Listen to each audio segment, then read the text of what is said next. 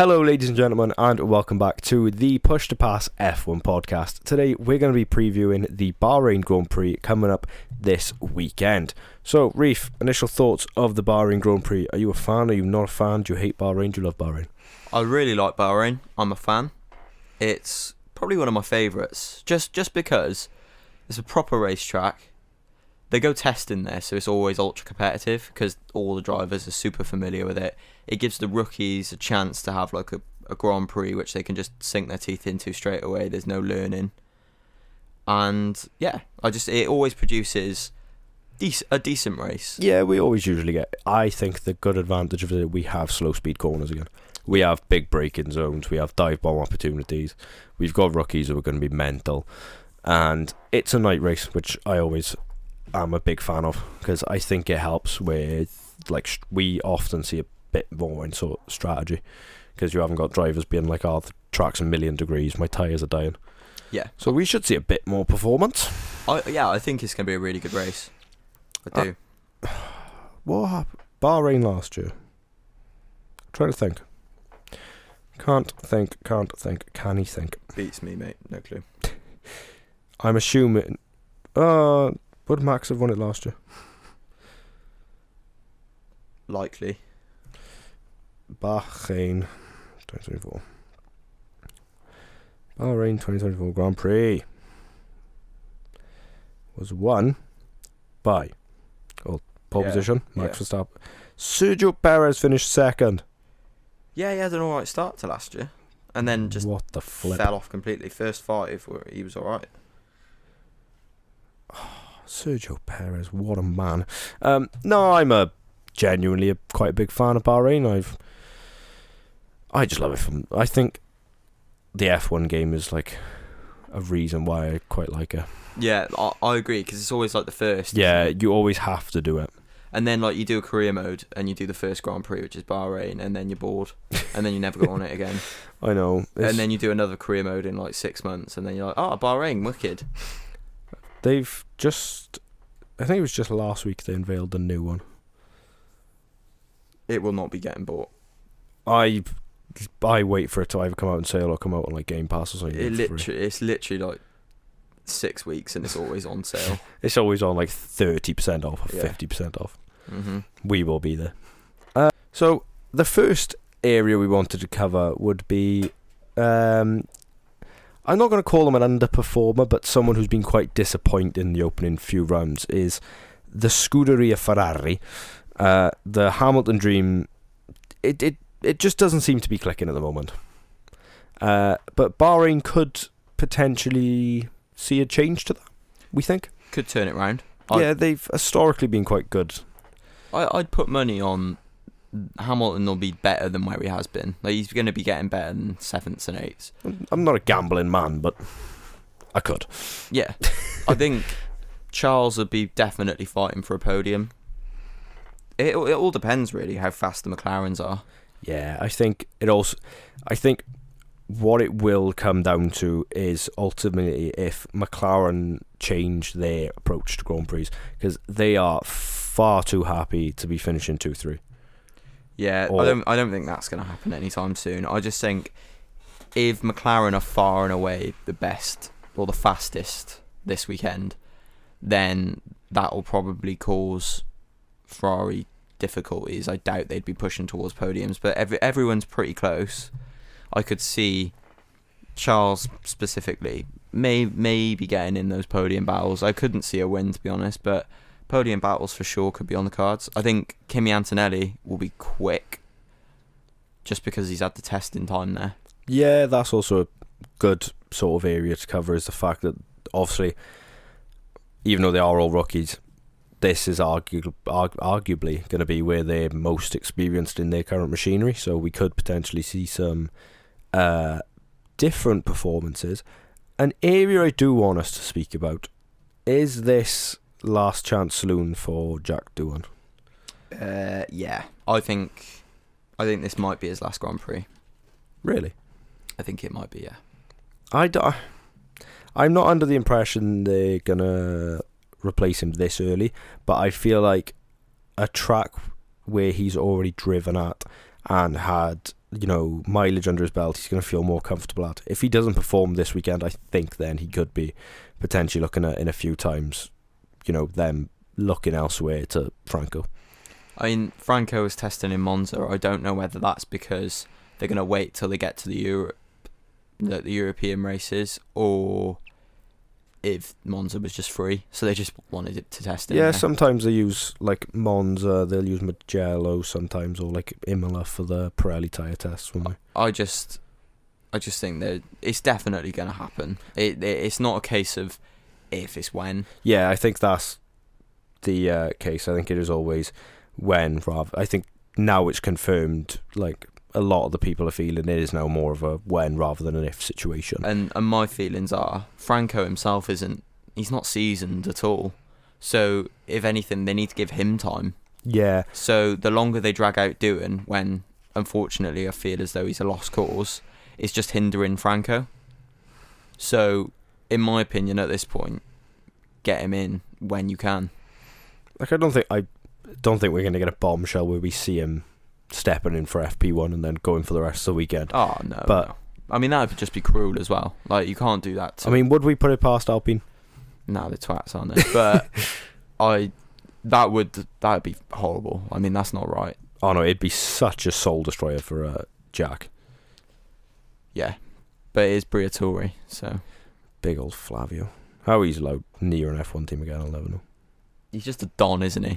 He is the Don. Like he is. Him and Lawrence Stroll give me such Mafia member vibes. Yeah, but Flavio in particular is like, you just look at him and he's the bollocks. Like, he just is.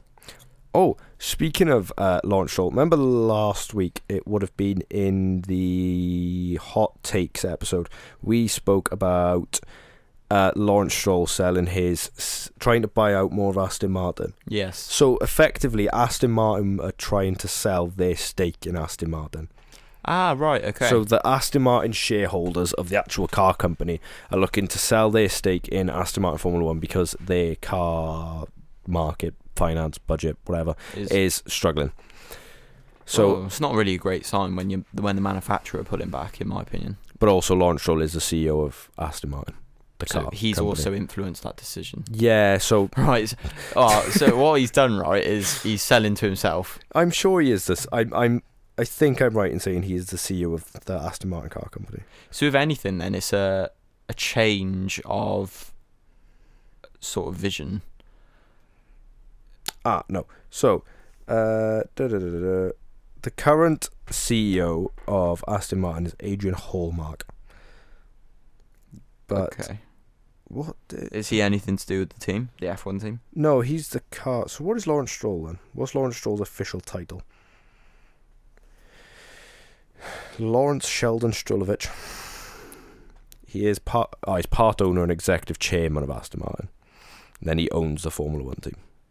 So he's like part of leading / management. Yeah. Wow. So how weird is that though? That's like Ferrari saying they don't want to be part of Ferrari anymore. Yeah, but if money's tight, and money talks, as the famous song says. Yeah.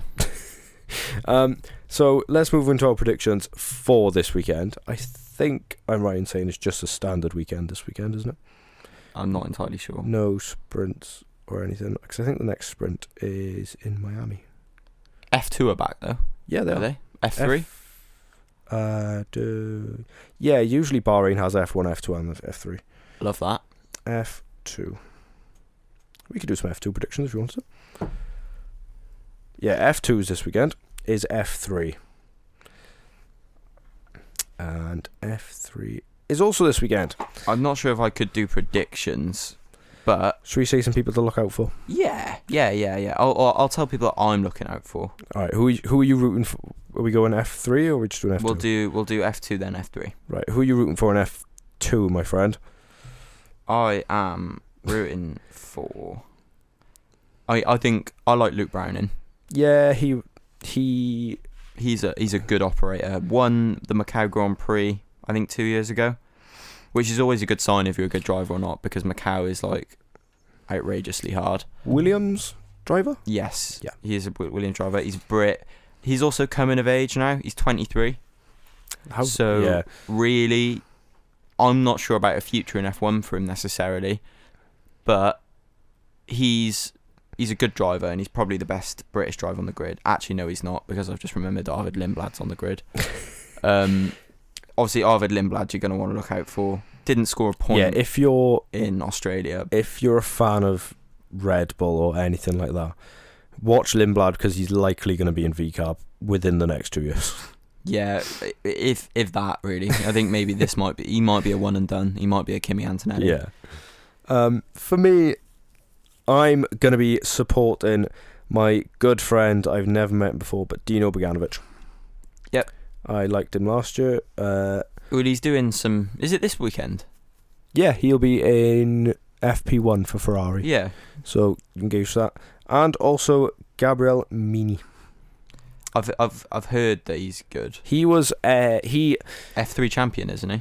I think he won F3 last year, yeah, but if not, he was like, everyone was going mental about him in F3. Also, shout out to John Bennett, who we are sort of associated with. Dive bomb. Yeah, boy. F3, I can't name many of the F3 drivers this year. Teams and drivers. Oh, that I want to say this right. Ugo Chukwu, he's apparently meant to be really good. He was born in 2007 and he's an F3. Jesus, I'm old. He's a McLaren junior driver who got signed up when he was still in karting, I want to say. Oh, right. I can't think of... I haven't really heard of many other. I've got Sam Hill knows Callum Voisin. Does he? Yeah, they went to private school together. Of course they did. Yep. But he looks decent. His first year was last year and he won a race. Yeah, to be honest, F3 is a hard one because a lot of them are relatively unknown. Yeah, F2 and F3, I don't claim to know ins and outs about drivers, but I love watching F2 and F3. Chaos. It's like, I went to Silverstone last year and just watching them and the sound they make. Yeah, it's superior. Beautiful. It is great. It's like, if you ever get the opportunity to go to a race for a Saturday or whether you're going for the full weekend, please go and watch feeder series races, because they sound incredible, and also the racing they produce often is better than the F1. Yeah, and also a lot of the casual fans they're not bothered. No. So you usually get a better seat. Yeah, like I'm trying to think where we would have sat. So when we went to Silverstone, we did all 3 days. We did Friday, Saturday and Sunday. And the Friday and the Saturday, F2 and F3 were like the first things on in the morning. And honestly, the racing we got to see and the spots we got were mental because no one cared. Yeah. And it's sad because it's sad, but it's also good if you are into it. Yeah, we watched Kimi Antonelli win a race. And then he's in F1 now. And then most people would be like, oh, I've heard of Kimi Antonelli, but I didn't get to watch him because I was too busy trying to buy a McLaren cap for 300 grand. But no, moving on to F1. Should we do our top 3 qualifying predicciones? Yeah, go on then. P3. Charles Leclerc. Oh, man. P3, George Russell. Give me Jorge. Okay. P2. I don't know. P2, give me Oscar Piastri. Max Verstappen. P1. Lando Norris. Yeah. I think it'll be close, but I think Lando could come back this weekend. I think he'll have a really good weekend. He almost needs one. I think one of the McLaren need a squeaky clean weekend. They need a drive. McLaren have to have a car win the race, and then they need to have their other driver on the podium at the minimum. Yeah, just to sort of put the worries from last weekend aside and sort of put a bit more confidence back in the team. Yeah, probably. I think Norris will be really quick. I think he likes Bahrain. The only reason I haven't gone Verstappen in the top 3, I don't trust Red Bull's ability to sort of rely in be reliable in a track where we can actually see decent racing. Yeah, I didn't think... Well, that's going to factor into my race prediction. Ooh, will it now? Yes. So let's go top 3 in the race. Biggest, worst surprise, biggest, best surprise, and a big old random predictione. So P3 in the race. Who you going for? Charles Leclerc. Ooh, you think he's going to hold on? Yeah. Give me Isaac Hadjar. No. P3, I'll go with...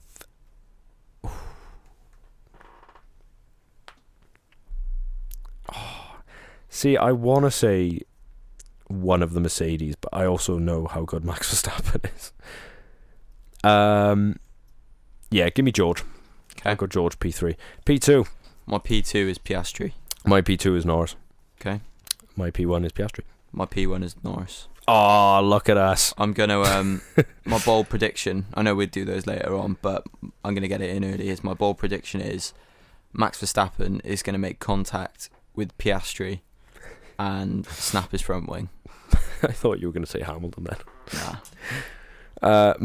I'll do my bold prediction now. My bold prediction is Hadjar top 5. What? Yeah, you're year to year first. No. I'm going to go with... Ooh. Do I go down your route and say Bortle out to score points? To be fair, if he's going to score points anywhere, it'll be here, probably. Actually, this...